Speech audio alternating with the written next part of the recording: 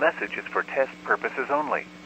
The National Weather Service in Green Bay has issued a test tornado warning for all of Wisconsin until 7 p.m. This is a test message. At 6:45 p.m., no severe weather is occurring or expected. This is only a drill.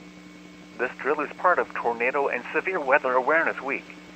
Treat this as if it were a real emergency and practice your severe weather safety plans. This is a test message. Do not take action based on this message.